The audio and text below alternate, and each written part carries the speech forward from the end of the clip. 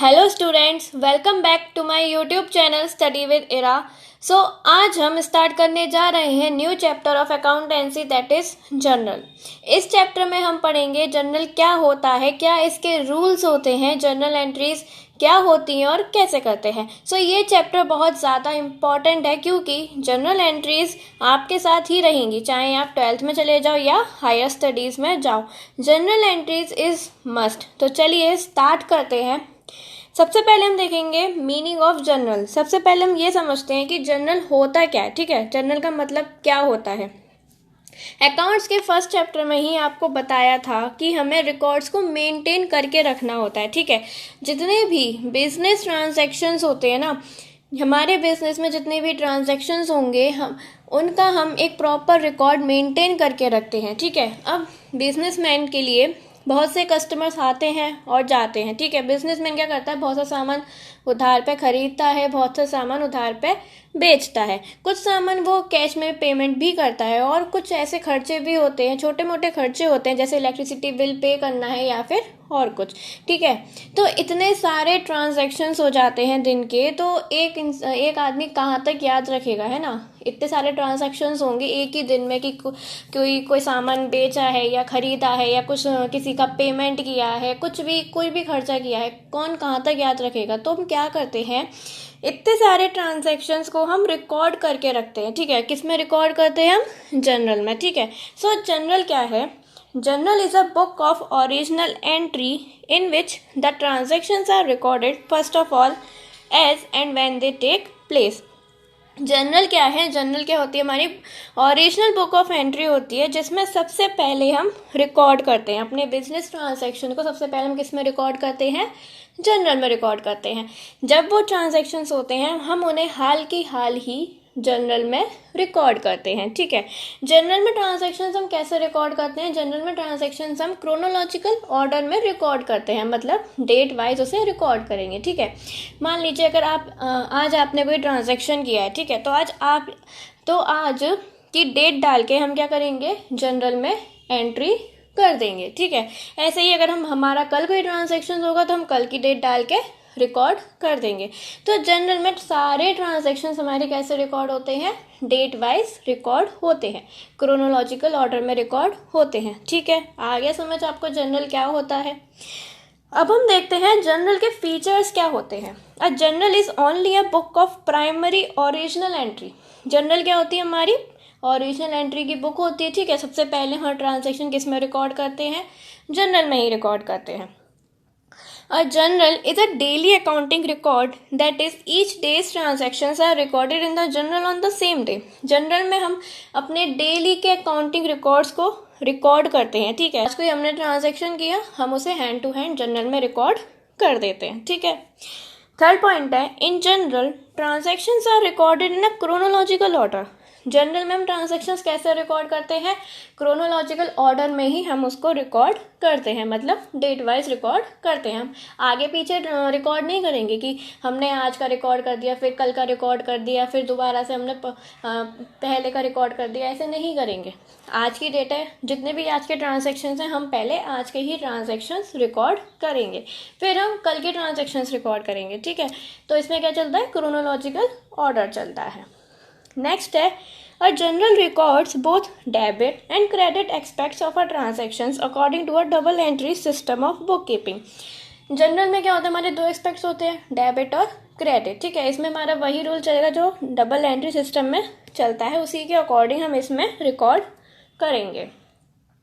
Next है, a single journal entry is capable of recording more than one transactions involving more than two accounts. Such an entry is called compound entry. सिर्फ generally ऐसी book होती है जिसमें हम एक से ज़्यादा ट्रांजैक्शंस, जिसमें दो से ज़्यादा अकाउंट इन्वॉल्व होते हैं, उसे हम रिकॉर्ड करते हैं। ठीक है, उस ट्रांजैक्शन को हम क्या बोलेंगे, उस ट्रांजैक्शन को हम बोलते हैं कंपाउंड एंट्री बोलते हैं। उस एंट्री को हम क्या बोलेंगे, कंपाउंड एंट्री बोलेंगे। ठीक है, जिसमें हमारा एक ट्रांजैक्शन से ज़्यादा होता है और दो अकाउंट से ज़्यादा इन्वॉल्व होते हैं, तो हमारी कौन सी एंट्री बन जाती है, कंपाउंड एंट्री बन जाती है। जनरल में हम एक से ज़्यादा ट्रांजैक्शन और दो से ज़्यादा अकाउंट को इन्वॉल्व कर सकते हैं। ठीक है, अब तो बात कर ली हमने इसके फीचर्स की, अब हम देखते हैं कि जनरल के फ़ायदे क्या होते हैं। ठीक है, तो देखो पहला फ़ायदा क्या होता है जनरल का। As transactions in journal are entered as and when they take place, the possibility of omission of a transactions in the book of accounts is minimized. Journal में हम क्या करते हैं, अपने डेली के ट्रांजैक्शंस रिकॉर्ड करते हैं। ठीक है, डेली बेसिस हम उसको रिकॉर्ड करेंगे, तो उससे क्या होता है, जब हम अपने hand to hand transactions record करते हैं ना जनरल में, तो उसकी ये पॉसिबिलिटी थोड़ी कम हो जाती है कि कोई ट्रांजैक्शन हमारा रह जाएगा, कोई ट्रांजैक्शन हमसे छूट जाएगा। ऐसा नहीं हो पाता क्योंकि हम हैंड टू हैंड ही अपने ट्रांजैक्शंस जनरल में रिकॉर्ड करते हैं। ठीक है, नेक्स्ट है, it is very easy to locate a particular transaction when required. अगर आपको कोई ट्रांजैक्शन चाहिए, ठीक है, तो आप क्या कर सकते हो, उसको जनरल में देख सकते हो। आपको पर्टिकुलर ट्रांजैक्शन कोई अगर चाहिए, आप ढूंढ रहे हो, तो आपको जनरल में इजीली मिल जाएगा। नेक्स्ट है, by analysing each transaction into debit and credit aspects the journal facilitates the posting into ledger. ठीक है, जनरल में क्या होता है, हमने अपने डेबिट और क्रेडिट को एनालाइज कर लिया। ठीक है, उसके बाद क्या होता है, जनरल से हम अपना केस में पोस्ट करते हैं, लेजर में पोस्टिंग करते हैं। लास्ट है, each entry in the general carries narration which gives a brief explanation of the transaction. General में क्या होता है, हर एंट्री के बाद हम एक नरेशन लिखते हैं। ठीक है, नरेशन क्या करता है, नरेशन अपनी एंट्री को क्या देता है, एक एक्सप्लेनेशन देता है कि हमने ये एंट्री किस रिगार्ड में करी है, किसके रिगार्ड हमने ये एंट्री करी है। तो उसमें नरेशन में क्या होता है, नरेशन में सिर्फ पर्टिकुलर कुछ पॉइंट्स ही आते हैं जो बहुत नेसेसरी होते हैं, हम सिर्फ वही लिखते हैं, जिससे कि हमें हमारी एंट्री को स्पेसिफाई करने की ज़रूरत पड़ती है कि हमने ये एंट्री किसके रिगार्डिंग में करी थी। ठीक है, अब तो हमने बात कर ली इसके फ़ायदे की, अब हम देखते हैं कि जनरल के नुकसान क्या होते हैं। अब किसी के फ़ायदे हैं तो उसके नुकसान भी थोड़े बहुत तो होंगे ही ना। तो पहला इसका नुकसान क्या है, when the number of transactions is large, it is not possible to record all the transactions in general। इसमें क्या होता है, बिजनेस हमारे बहुत सारे ट्रांजैक्शंस हो जाते हैं। ठीक है, नंबर ऑफ ट्रांजैक्शंस होते हैं, तो कभी कभी क्या होता है कि आप सारे ट्रांजैक्शंस को रिकॉर्ड नहीं कर पाते। अब आपके पास इतने सारे वाउचर रखें, ठीक है, आप एक एक करके सारे रिकॉर्ड करते जा रहे हो सकता है एक आध कोई आपसे रह भी जाए। तो ये इसकी बहुत बड़ा लिमिटेशन होता है कि कोई ना कोई एक ना ही ट्रांजैक्शन रह जाता है। ठीक है, नेक्स्ट है, not a simple system of recording. Transaction को रिकॉर्ड करना जनरल में इतना आसान नहीं है। क्योंकि ट्रांजैक्शन को रिकॉर्ड करने के लिए जनरल में आपको रूल्स की अच्छे से जानकारी होनी चाहिए। जब तक आपको रूल्स नहीं पता होंगे ना इसके, तब तक आप कोई भी एंट्री जनरल में कर ही नहीं सकते, क्योंकि आप तो इसीलिए आपको इसमें रूल्स की बहुत अच्छे से नॉलेज होनी चाहिए। आपको ये अच्छे से पता होना चाहिए कि क्या कौन सा अकाउंट आपको डेबिट करना है और कौन सा अकाउंट आपको क्रेडिट करना है। ठीक है, लास्ट क्या है, general does not provide the required information on prompt basis. General क्या करता है, आपको प्रॉम्प्ट बेसिस पे इन्फॉर्मेशन रिक्वायर नहीं करता है। ठीक है, तो अब हमने जनरल के बारे में पढ़ लिया कि जनरल क्या होता है, उसके हमने फ़ायदे देख लिए, उसके हमने नुकसान देख लिए। ठीक है, अब हम बात करेंगे फॉर्मेट ऑफ जनरल की। जनरल का फॉर्मेट कैसा होता है। ठीक है, तो देखो जनरल का फॉर्मेट हम कैसे बनाते हैं।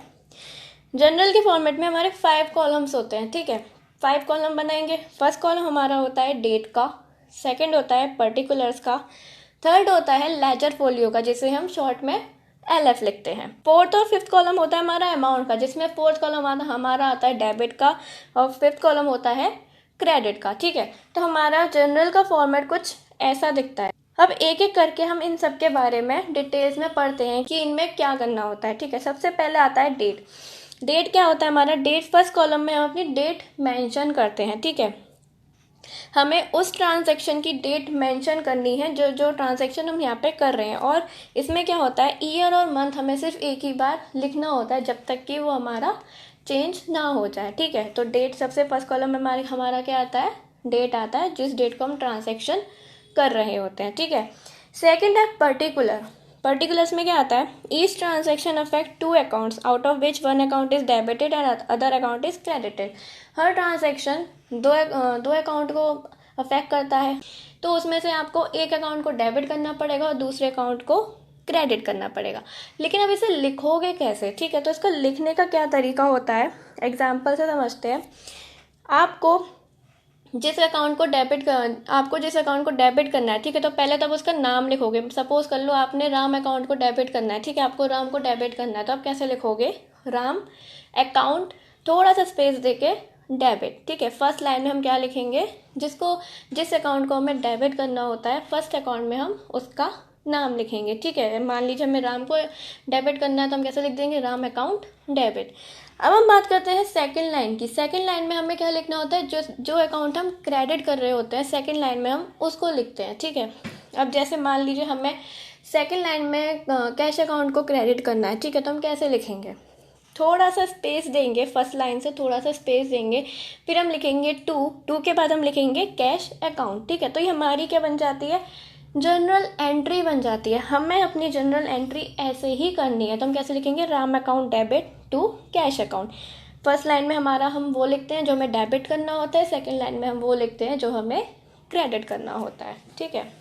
नेक्स्ट हम बात करते हैं नरेशन की। नरेशन क्या होता है, after each transaction a brief explanation of the transaction together with necessary details is given. Her transaction के बाद हमें क्या करना होता है, एक नरेशन देना होता है जो हमारी एंट्री को स्पेसिफाई करता है कि हमने किस रिगार्डिंग ये एंट्री करी है, ठीक है। तो नरेशन में हम जो भी हमारी नेसेसरी डिटेल होती है हमें सिर्फ वो मेंशन करनी होती है, ठीक है। नेक्स्ट है ledger folio. All entries from the journal are later posted into the ledger accounts. The page number or folio number of the ledger account where the posting has been made from the journal is recorded in the LF column of the journal। मतलब हम सारी entries क्या करते हैं, journal में हम जितनी भी एंट्रीज करते हैं वो सब कहाँ पोस्ट करते हैं, लेजर में पोस्ट करते हैं, ठीक है। जो हम लेजर में पोस्ट करते हैं, लेजर में क्या होते हैं, हमारे पेज नंबर मेंशन होते हैं, ठीक है। जो लेजर में पेज नंबर मेंशन होते हैं ना, वही हमारे जनरल में LF कॉलम में पेज नंबर आता है, ठीक है। मान लीजिए आपको मशीनरी अकाउंट देखना है, ठीक है, आपने जनरल में से लेजर में पोस्ट किया मशीनरी अकाउंट में, ठीक है। अब वो मशीनरी अकाउंट आपका है पेज नंबर 40 पे आपका मशीनरी अकाउंट है, ठीक है। तो आप क्या करोगे, जो आपका मशीनरी अकाउंट लेजर में पेज नंबर 40 पर है ना, आप वो पेज नंबर 40 कहाँ लिखोगे, जनरल के लेजर फोलियो कॉलम में LF कॉलम में आप वो 40 मेंशन कर दोगे मशीनरी अकाउंट के सामने। इससे क्या होता है, इससे जब भी आपको अगर ये देखना होगा ना कि आपने मशीनरी अकाउंट लेजर के किस पेज पे बनाया है, तो आपको ईजी हो जाएगा ये देखने में कि आपने मशीनरी अकाउंट लेजर के पेज नंबर 40 पे बना रखा है। तो ये लेजर फोलियो कॉलम हमारे लिए इसीलिए होता है, ये हमारी हेल्प करता है कि हम ये देख सकें कि लेजर में हमने कौन सा अकाउंट किस पेज पे बना रखा है, तो हमें इजीली वो अकाउंट मिल जाता है, ठीक है। लास्ट हम बात करेंगे अमाउंट डेबिट की। देखो डेबिट में क्या लिखेंगे हम, डेबिट में कौन सा अमाउंट आता है, जो हम डेबिट कर रहे होते हैं हमारा डेबिट में वो अमाउंट आएगा। सेम एज क्रेडिट में भी हम वही अमाउंट लिखेंगे जो हमें क्रेडिट करना होता है, ठीक है। तो लास्ट कॉलम, फोर्थ और फिफ्थ हमारे कॉलम डेबिट और क्रेडिट के ही होते हैं, ठीक है। इतना आपको समझ में आ गया होगा, तो आज हम यहीं तक रखेंगे। नेक्स्ट वीडियो में हम पढ़ेंगे रूल्स क्या होते हैं जनरलाइजिंग के, कैसे हम जनरल में एंट्रीज करते हैं। तो नेक्स्ट वीडियो में हम यही सीखेंगे। आज के लिए बस इतना ही। आई होप आपको समझ में आया होगा, तो प्लीज़ लाइक एंड शेयर कीजिए अपने फ्रेंड्स के साथ एंड सब्सक्राइब भी कीजिए। अब हम मिलते हैं आपसे नेक्स्ट वीडियो में। Thank you.